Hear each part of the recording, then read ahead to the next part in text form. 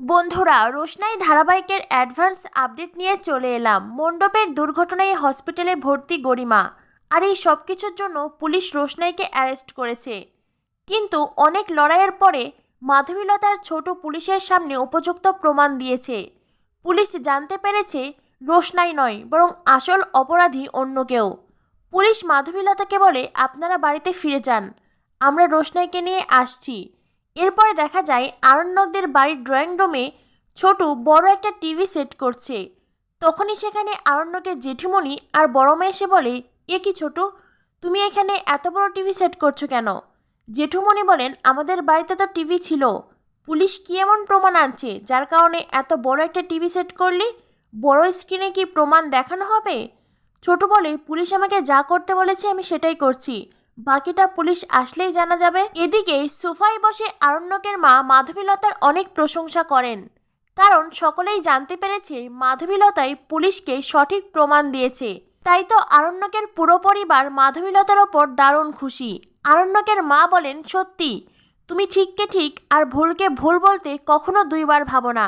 তোমার এই গুণটা দেখে খুব ভালো লাগলো। মাধবীলতা বলে, আমার সম্পর্কে তোমার এমন ভালো ধারণা দেখেও আমার খুব ভালো লাগলো মেজো বৌদি। আরণ্যকের বাবা বলেন, কিন্তু আমি একটা কথাই বুঝতে পারছি না, রোশনাইয়ের বিরুদ্ধে পুলিশ যদি সব প্রমাণ পেয়েই যান, তাহলে রোশনাইকে কোর্টে না নিয়ে গিয়ে এখানে কেন আনছেন? আর আমাদেরকেই বা কী প্রমাণ দেখাবেন? সেই প্রমাণ তো আমরা থানায় গিয়েই দেখতে পারতাম। প্রমাণ রোশনাই সব কিছু এখানে আনার তো প্রয়োজন নেই। মাধবীলতা বলে, সেটা তো পুলিশ আসলেই বোঝা যাবে, সব প্রশ্নের উত্তর তো ওনারাই দিতে পারবেন। তবে হ্যাঁ, একটা কথা গ্যারান্টি দিয়ে বলতে পারি, পুলিশ এমন একটা প্রমাণ পেয়েছে যে প্রমাণ আসল অপরাধীকে ধরিয়ে দেবে, আসল ক্রিমিনাল পালাতে পারবে না। জাহ্নবী বলে, ঠিক বলেছেন, এবার রোশনাই কিছুতেই পালাতে পারবে না।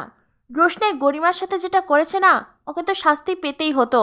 রোশনাইয়ের কারণেই আজ আরণ্যক গরিমার বিয়ে হয়নি, অর্ধেক বিয়ে হয়েছে।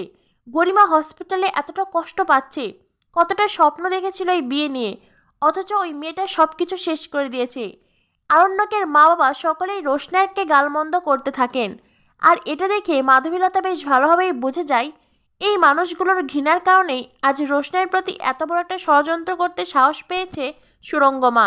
অন্যদিকে জেঠুমণি সকলকে বলেন, থানাতে কি কথা হয়েছে সেটা আমি জানি না, কারণ পুলিশ অফিসার মাধবীলতার সাথে একান্তে কথা বলেছে, আমরা সবাই বাইরে ছিলাম। আমি জানি না পুলিশ কি এমন সত্যি জানতে পেরেছে, কি প্রমাণ আমাদেরকে দেখাবে। তবে আমি এখনো বলছি, রোশনাই নির্দোষ, রোশনাই কখনো এমন একটা অন্যায় করতে পারে না। মাধবীলতা বলে, কিন্তু বড়দা, আপনি যদি এমন একটি দৃশ্য দেখেন যেখানে রোশনাই নিজে গরিমার দিকে আগুন ঠেলে দিচ্ছে, তখনও কি আপনি একই কথা বলবেন?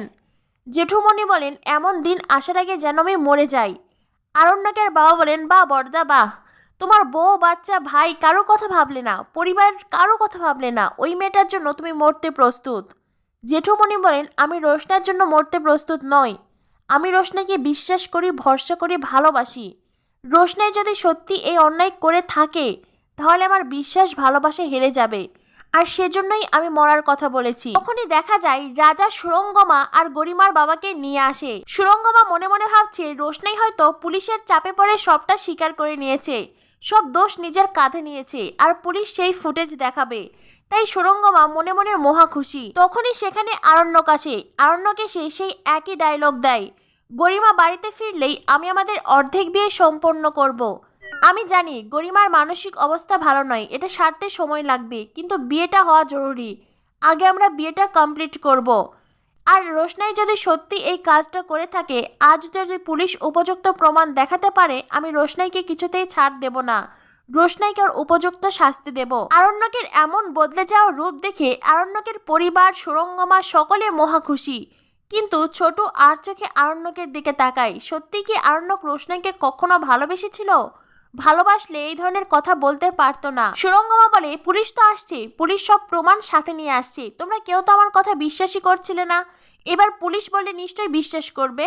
নীলাঞ্জর উদ্দেশ্যে সুরঙ্গমা কথাটা বলে, কিন্তু সুরঙ্গমার মনেও খটকা লাগে, পুলিশ যদি সব প্রমাণ পেয়ে যায়, তবে সেই প্রমাণ নিয়ে এখানে কেন আসছে? তখনই সেখানে পুলিশ রোশনাইকে নিয়ে আসে। রোশনাই, আরণ্যক আবারও একে অপরের দিকে তাকায়। আরণ্যক এবারেও রোশনাইয়ের সাথে কোনো কথা বলছে না, শুধু ঘৃণার দৃষ্টিতে রোশনাইয়ের দিকে তাকিয়ে আছে। অন্যদিকে রোশনাইকে দেখেই জাহ্নবী বলে, কি রোশনাই, এখান থেকে যাওয়ার আগে খুব তো বড় গলায় বলেছিলে তুমি গরিমার কোনো ক্ষতি করনি। তো এখন এখন সব কথা উধাও হয়ে গেল তো? রোশনাই বলে, আমি এখনো বলছি আমি গরিমা দিদির কোনো ক্ষতি করিনি।